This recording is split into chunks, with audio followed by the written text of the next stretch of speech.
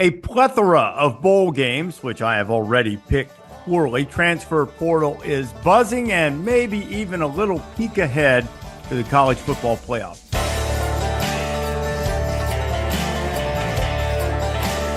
This is the College Game Day podcast for Tuesday, December 19th. Rece Davis and Pete Thamel. Pete, have you been decompressing or have you overloaded yourself on college football? Have you gorged yourself on the various bowl games? I would say I've gorged myself on the transfer portal. that has been my lone buffet stop since we last saw you at Army Navy last week, Rece.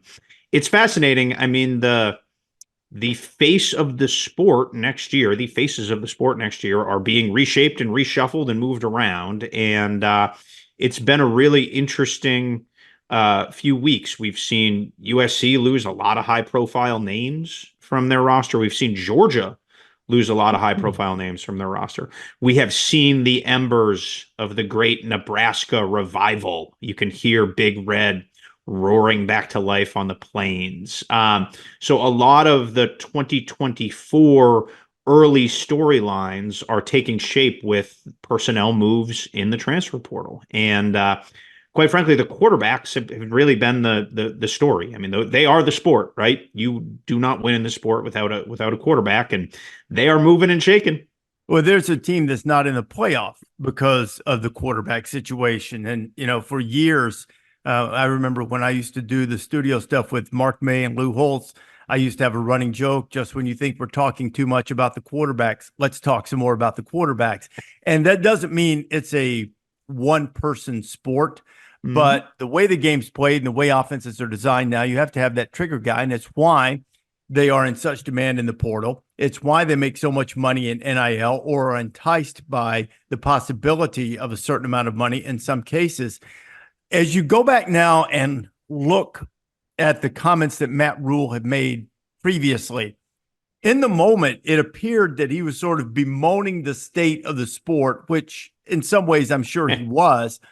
But now it sort of looks like this was all part of the plan, sort of laying out the plan there to make sure that they got a high-profile quarterback, which they did in Dominic Raiola, who's flipped from Georgia. Now, his family ties with Nebraska make me look at this in a not completely cynical fashion. The heartstrings are real for families in college football, particularly. We saw it with Bo Nix at Auburn.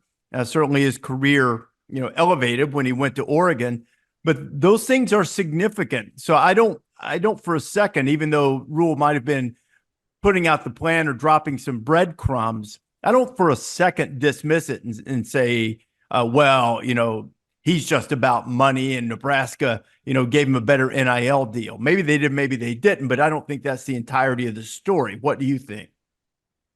Well, I was lucky enough to talk to Dylan Raiola yesterday. We broke the story, the long expected becoming official. It wasn't exactly Watergate. It's Nebraska choice, so I don't want to overstate that. But it was a really interesting conversation with him yesterday, Rece. He really mature young man, and he was convicted in his belief in Nebraska. And the quote that will stick with me from about the 20 minutes I spent on the phone with him, and I think the quote that will follow him there was, "I firmly believe that Nebraska is in my blood. It's a great opportunity to be part of something bigger than myself. Nebraska is a special place." And later, this was a little bit of a throwaway thing, but it stuck. It maybe when he said it, it didn't stick with me. When I read it, it resonated a little more. He said, "Just the history of the Nebraska football program. It's not just another program."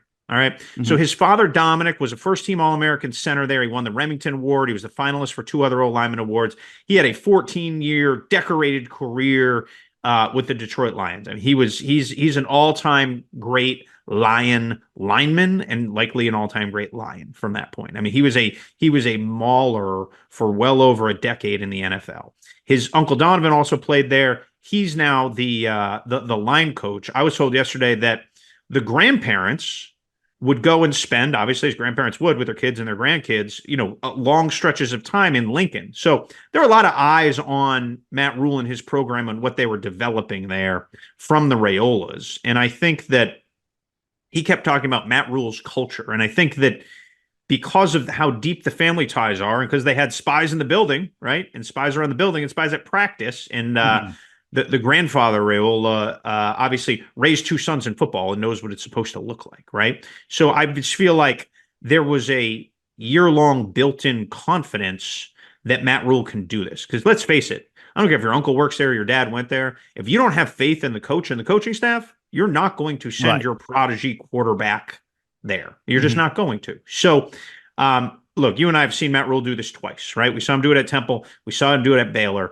There's a lot of empirical evidence that he can do it at Nebraska. And let's face it, Rece, Matt Rule said the quiet part out loud, and we need to start saying the quiet part out loud more. Nebraska has NIL money, right? Yeah, right. I remember when I went through there before the draft this summer. I went to Nebraska and K-State on my way down to Kansas City, and Trev Alberts, your former colleague, said this to me, and it popped up in the back of my mind there.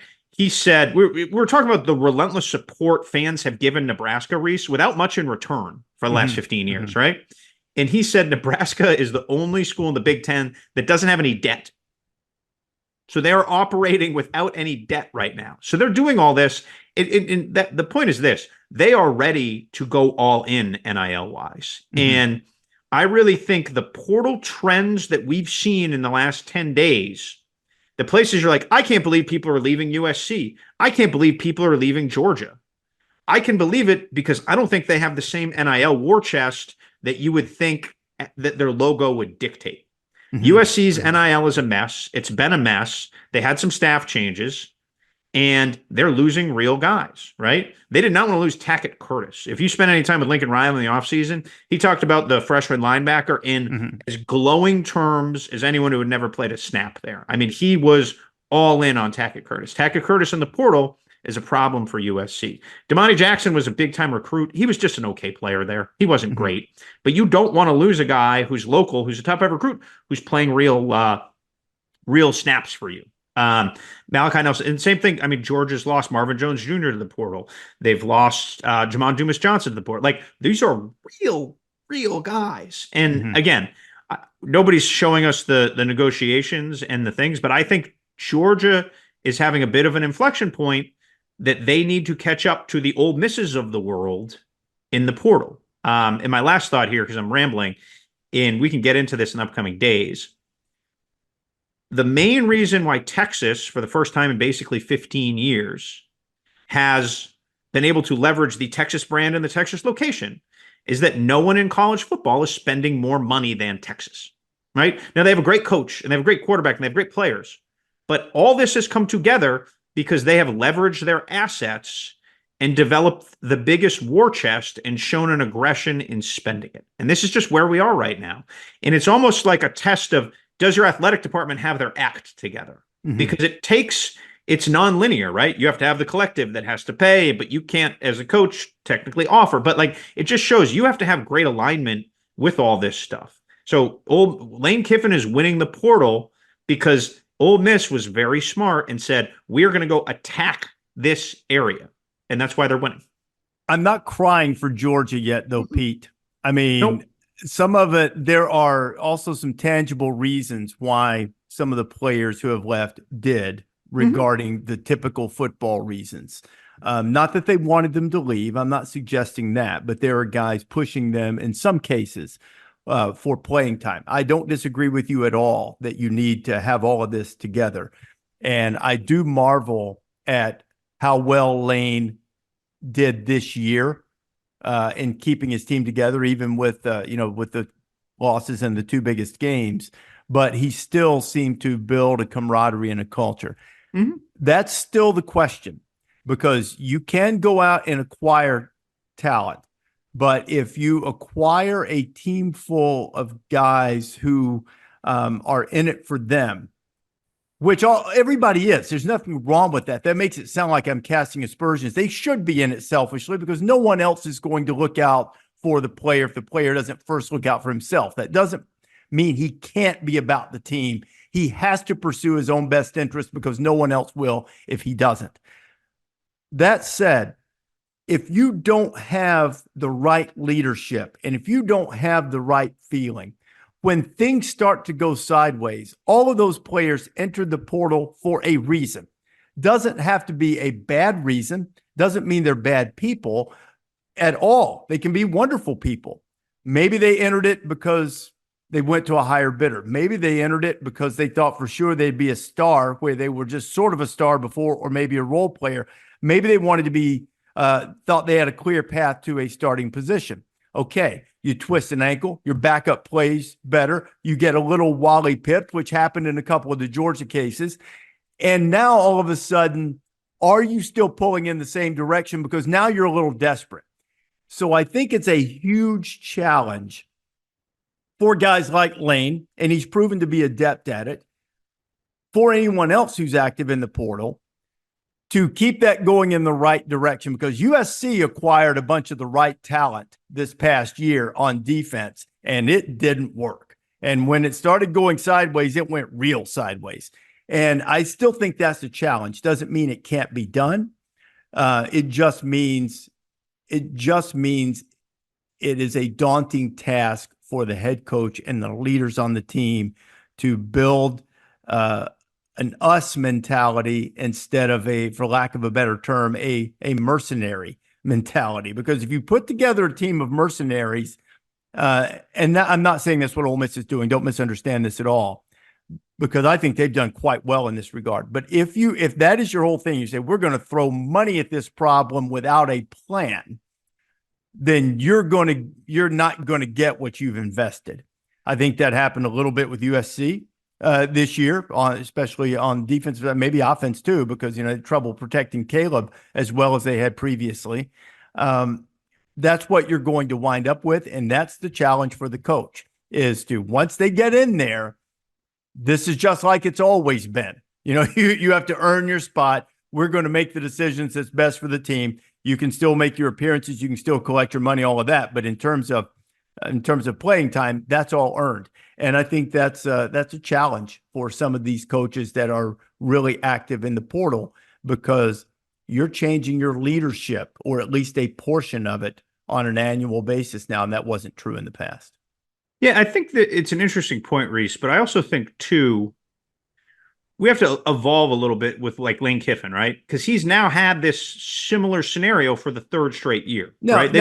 I praised him. I was praising him. I know. I'm not saying you criticize him. I'm saying he's getting better at this, right? Because it's a new thing. And quite frankly, 2 years ago, they folded down the stretch fairly epically, right? Mm-hmm. As it went. And I think this year, it was handled better. But I do think as a coach, you have to evolve, and you have to build knowing you're going to build your team differently, and having your coaching experience shaped through some of the adversity of 2 years ago. I just think these coaches are going to become better prepared on how to deal with the sudden influx of top players and how that affects the rest of the roster, and just some of those inherent locker room issues. I do feel like, first of all, within the program, some of that's going to be baked in now, right? You got year 3 of bringing all in this talent. Okay, we're ready for it. We're used to it. This is a thing that happens every year. And I do credit Lane Kiffin. He is going to evolve as a coach in handling these guys and handling tense situations, in communicating with position groups and aggrieved players who inherently aren't going to play. So I just think as we move on in the portal era, we have to embrace that this is going to change and evolve. But I agree with your core point. Like, you still got to get everyone in and get them on the same page. And we have seen portal teams hit adversity. All of a sudden, you're not playing for a conference title anymore. You're not playing for big stakes, and just kind of go splat. Like, that's happened. That's happened a handful of times. I think it's interesting that, like you say, that, what's your pet phrase? Like, we don't begrudge guys for getting better. Like, we're going to allow for evolution. It's not against the rules. Yeah, it's not against the rules to get better. Yeah. To get better. And I just don't think it's against the rules for coaches to become better at handling the free agency. Maybe I didn't make my point clear. I'm not criticizing anybody for this, or am I saying that this is not the right thing? My point is that it's a new challenge. Yep. It's not, you can't develop leaders in the same way over the course of 3 or 4 years. You have to find a different way to establish that core culture. It can be done. I'm not suggesting that it can't. I'm saying it's a different challenge. And I also think Lane is pretty astute because in terms of, and I didn't really intend for this to all be about Lane and Ole Miss, although they've dominated the portal. Sure.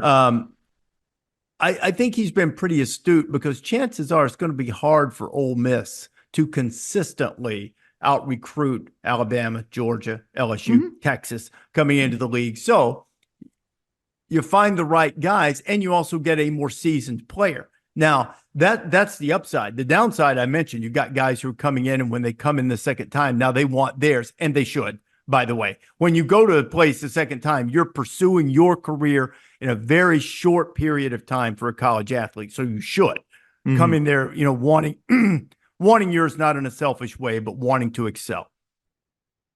But now the good side of that is that you've eliminated some of the guesswork, at least some of it, about what a player's capable of. If he's played a year or two in college, the whole college scenario is not different. My son made an interesting point about this recently.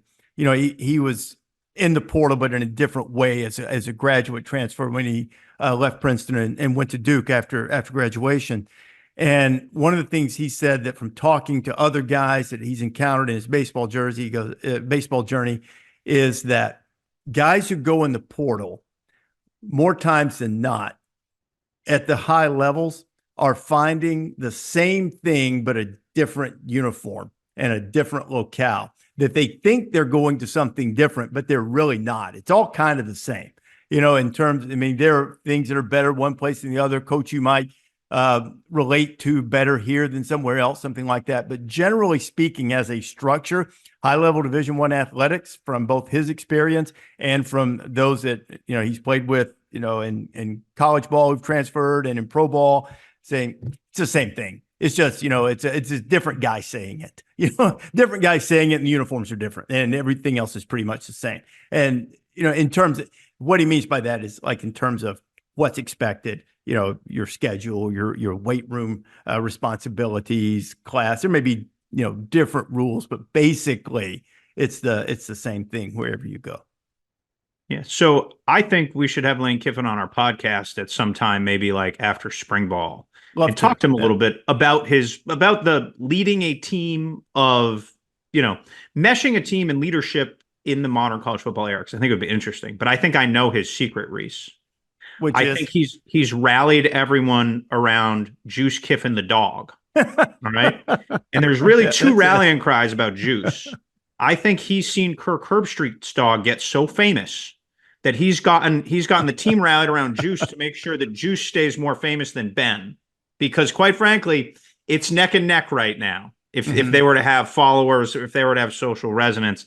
And then Juice Kiffin has to stay the most famous Juice in the program, because they have Juice Wells. Juice Wells is there too now. So there's a lot of things to see that. I can't wait to see Juice with Juice. Yes, there's a lot of ways. Yeah, that would go viral pretty fast with the old Ole Miss fan base. I doubt this is true. What if what if the Ole Miss media people come to him and he goes, "No, I'm a cat guy," or I'm a reptile guy. I've got iguanas and snakes or something. I'm not into dogs.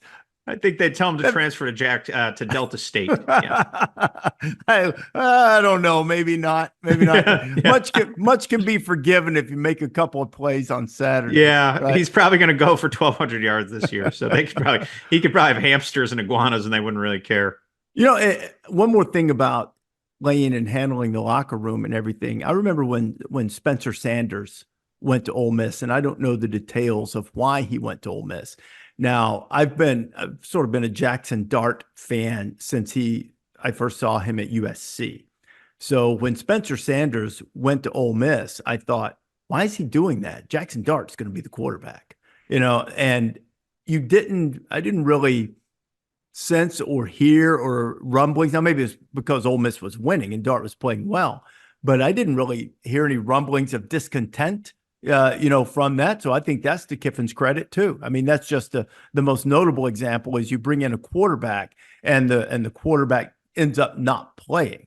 That can be problematic in and of itself. So, it's an interesting time for sure. What else is out there in the portal? What are you hearing on Cam Ward? I saw now Dante Moore has followed Dylan Gabriel, which might be a realization that, hey, I need some time to recalibrate here. What do you make of those two stories right now? So I'm going to break a quick quarterback in the portal. Give me 90 seconds.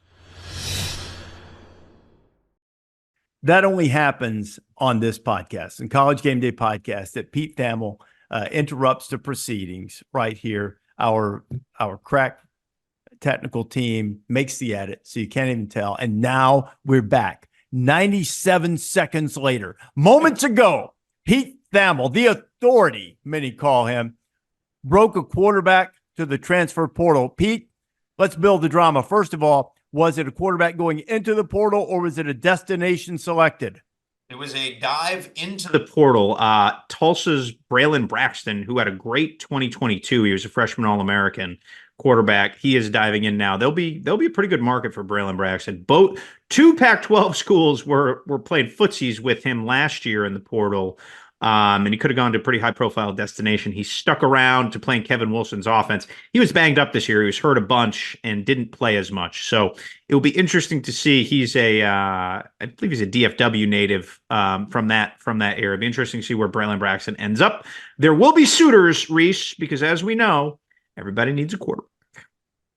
Before the late-breaking news, I'd asked you about the idea that maybe Dante Moore willing to sit behind Dylan Gabriel at Oregon for a year after leaving UCLA, and then Cam Ward is still on tour out there. What do you make of the Moore decision and Ward's impending one? So the Moore decision I thought was pretty interesting because I think it takes some maturity to say, you know what, I could use a year to develop. Right? He got thrown into the fire at UCLA. He had a lot of early success, then hit some adversity. Things didn't go his way. So I really feel like him stepping back, and remember, he was committed to Oregon and then was a signing day flip to UCLA last year. I really think him sitting back and saying, going and learning for a year under Dylan Gabriel, learning Will Stein's offense, having a full spring and then a full fall. And let's face it, at Oregon, you're going to play in half the games as the backup, right? Like the way they score points and the way that they are, again, maybe in the Big Ten it's different, but probably not that different, right? So I feel like for Dante Moore, that was a big time decision. It also shows, again, we start talking about the North Star of where college football is going and where the talent's going. Oregon's got a war chest now. Let's not mince words. And that's again, this is not, sometimes I've had coaches like call me and say they're insulted when I've said that, right? Because we still have to recruit and have relationships. Sure, you do. But when you got a bag of cash, everything's a little bit easier. Now you have to make the right decisions, and you have to develop guys once they get there. But Oregon, they had a Walter Nolan visit. Now supposedly he's an Ole Miss lean, and that may happen. The star D lineman from A&M, but like it's not a secret. They ain't beating the Portal King. Come on, man.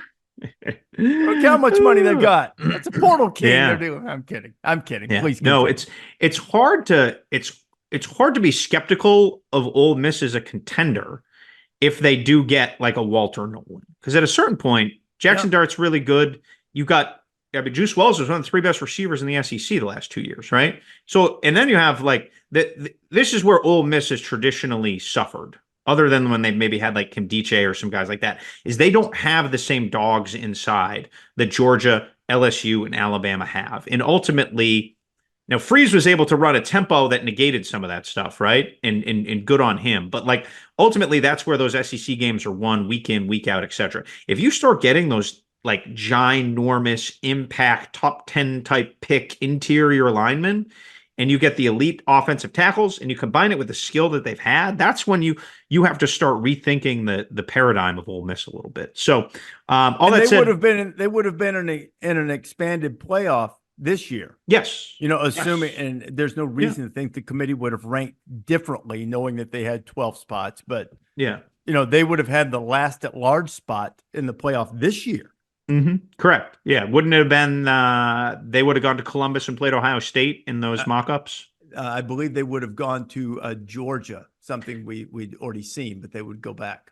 That's right. They would have gone to Georgia. I wonder if that would have got flipped and they would have gone to Ohio State just to make the matchups a little easier. Maybe. So, I'm certainly not conspiracy theorying here, but I do think as we go forward, there may be a premium put on new matchups. So. Yeah, and one of the things that they do with the bowls now, the New Year's Six bowls, is they try to avoid regular season matchup or rematches, and you see it in the NCAA tournament in basketball. In fact, if memory serves, it's within the committee's protocol and jurisdiction in the basketball selection committee to move a team up or down a seed line because of their various bracketing principles.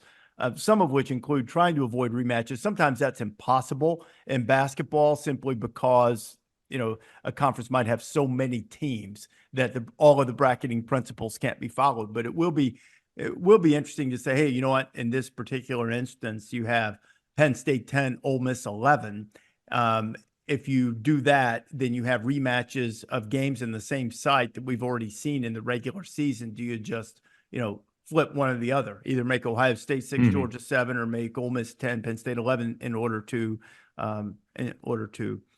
avoid that. So what do you got on Cam? What do you got on Cam Ward? So Cam Ward, I know enough that I know Cam Ward went Christmas shopping yesterday, Rece. Good. On Monday. So he's back he lives like an hour south of Houston. He's back home. He's done his visit to Miami. He's done his visit to Florida State. It looks like he is going to be choosing between those two schools unless something drastically different happens. And Florida State had DJ Uiagalelei in on a visit after Cam Ward. Ward left on a Friday morning. Uiagalelei came in late on a Thursday night last week. The Uiagalelei camp appears to be waiting on Ward, and if not, Florida State would likely pull the trigger on him. Now, KJ Jefferson has come in and sort of established himself as one of the high-end portal guys. And he could ultimately make a difference with Miami. So Miami's waiting on Will Howard. That doesn't appear like it's going to happen. He has not committed yet to USC as of Tuesday morning, but that appears the most likely scenario. So let's roll through the options for Cam Ward. He's obviously visited Miami, then he visited Florida State. He's gone home to Texas. There was supposed to be maybe one or two more visits. Those didn't happen. So he's likely to choose between those two schools. They seem to be waiting for him. Miami doesn't look like they're going to get Will Howard anymore. And so if it's not Ward, the new name that's emerged at Miami in the last 24 hours is KJ Jefferson, the Arkansas quarterback, who headed to the portal the other day. Obviously, dynamic, productive, really, really intriguing player. Who did good work at Arkansas. So I think Cam Ward holds the key.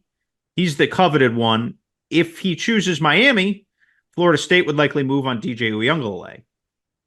If he chooses Florida State, Miami's scrambling a little bit, but KJ Jefferson has emerged as a nice option. Malachi Nelson is the other interesting name. The interesting thing about this, Rece, is that if you take Malachi Nelson, you are blowing up your quarterback room. Right? Because nobody's going to say, oh, I'll just wait 3 years because Malachi Nelson wants to start right away. He's going to be a Power 5 guy. It's a really interesting game of chicken with these coaches because, look, these aren't just push pins in a map or chess pieces. These are guys you've worked hard, developed. They've learned your system. They're leaders in your locker room. They have teammates. And that does not feel good if you blow out an entire room to bring in a guy as an upgrade who, let's face it, Malachi Nelson has not done a thing in college. He's very talented, but he hasn't done a thing. He's had some injuries. So I think what's underrated talking to a lot of these coaches is the art behind the portal and how to handle it.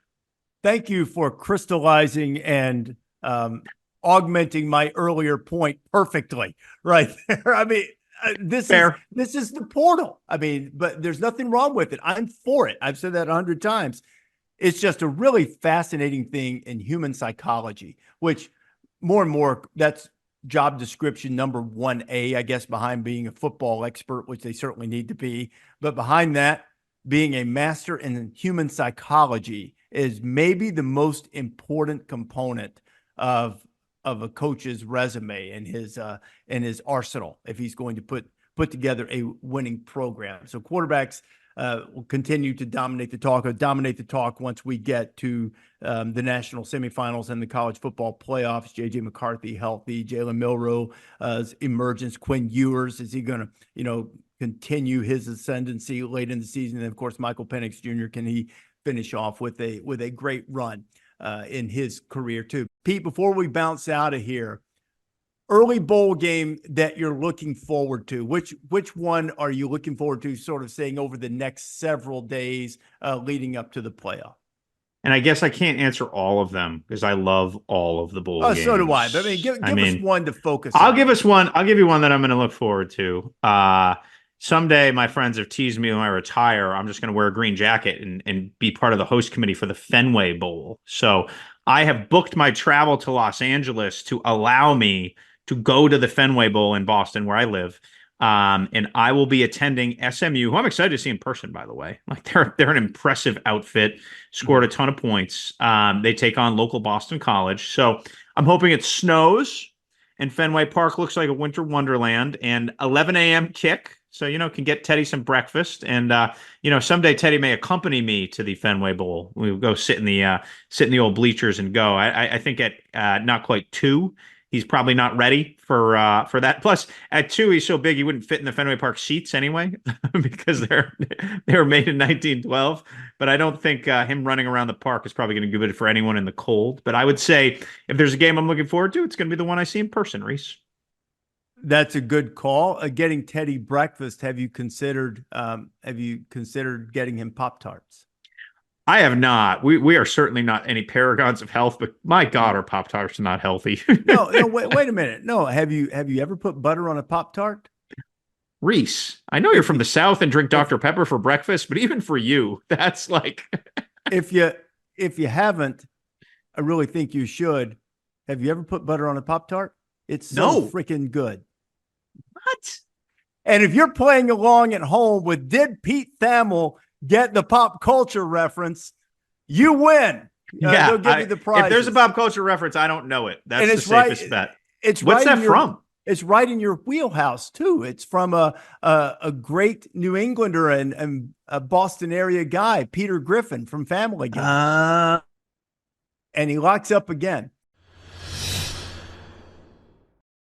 I think butter on a Pop-Tart has completely freaked out Pete, but Peter Griffin tells me it's so freaking good. And he says some other things too. You should go back and watch that scene because there's a Family Guy clip for everything, I'm told. But the Pop-Tarts Bowl in Camping World Stadium in Orlando between NC State, a team that probably didn't get its due for its improvement and for its accomplishment over the course of the season, playing Kansas State in the Avery Johnson era being fully underway now that they're going there, which I wish he were not as tall in stature, because given my affinity for Avery Johnson, the former NBA star and former NBA coach, we could call him the little general, but I don't think that's appropriate for the Kansas State quarterback because he's about 6'2".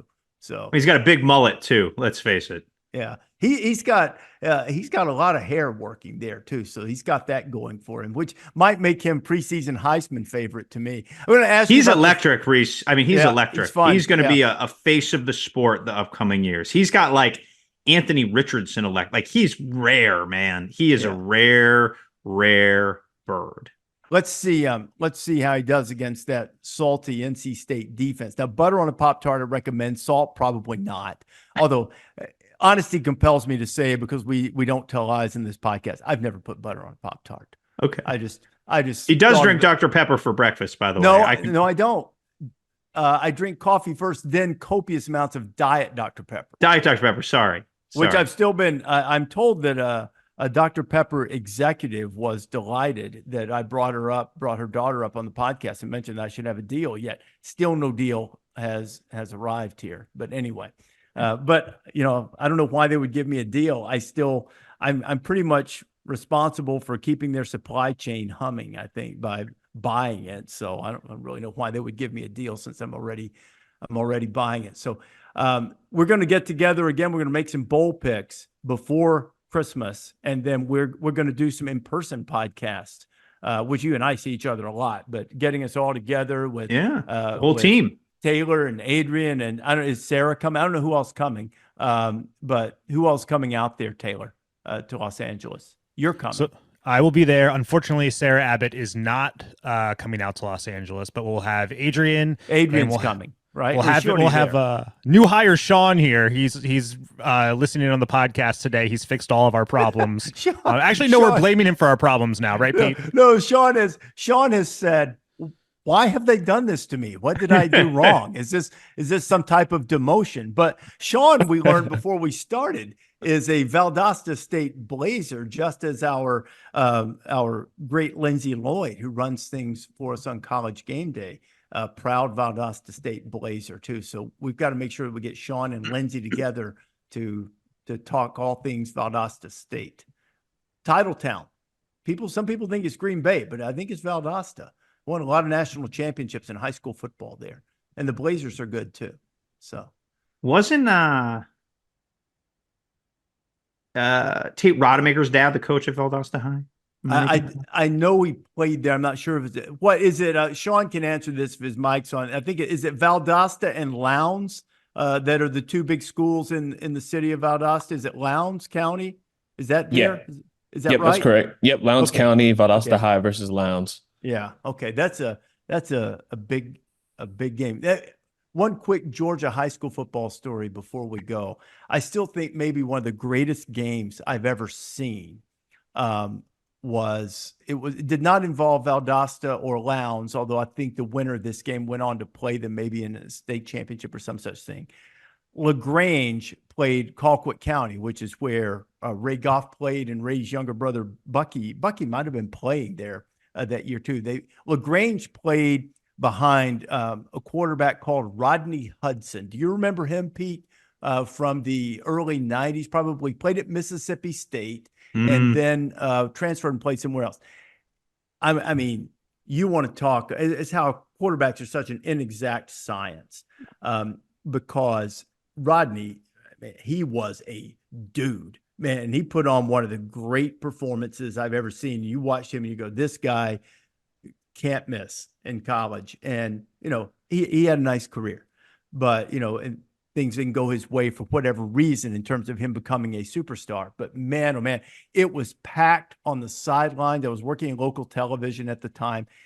I mean, you couldn't move on the sidelines, and everybody who had played at both schools who had gone on, it was like an SEC, ACC, who's who on the sidelines on there, coming back to watch their high schools play. And stands were packed. Chilly night in South Georgia. No energy like a big high school game energy. Oh man, no energy, especially like that, man. as Sean can probably tell you, especially in that part of Georgia, it's really, really special there. I know it is in Texas too, and in Florida it's great, but something about those.